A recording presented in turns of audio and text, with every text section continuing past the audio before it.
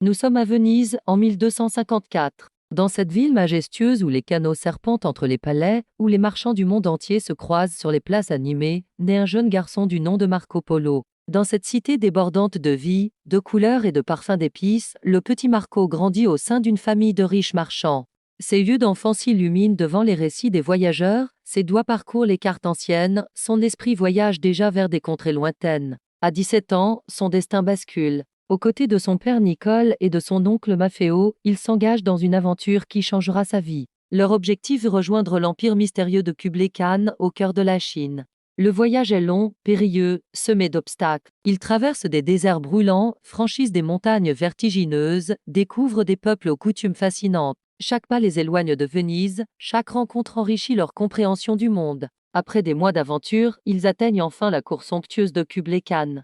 Marco découvre avec émerveillement le monde nouveau, des villes gigantesques aux rues pavées, des ponts d'une ingéniosité stupéfiante, des inventions révolutionnaires comme le papier-monnaie. Pendant près de 24 ans, Marco Polo explore l'Empire. Il observe, apprend, s'imprègne de cette civilisation millénaire. Il traverse des provinces reculées, rencontre des souverains locaux, découvre des traditions ancestrales. Les défis sont nombreux, rivalités politiques, climat extrême, barrières culturelles. Mais sa soif de découverte est plus forte que tout. De retour à Venise, ses récits extraordinaires fascinent ses contemporains. Certains doutent, d'autres rêvent.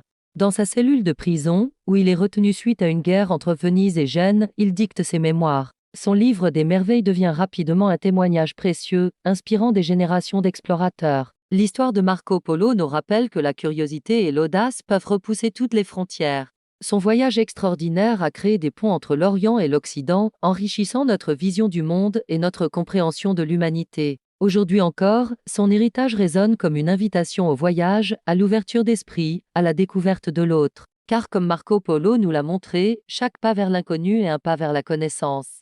Si vous avez aimé cette histoire fascinante, n'oubliez pas de vous abonner pour découvrir d'autres récits extraordinaires qui ont façonné notre monde. À bientôt pour de nouvelles aventures.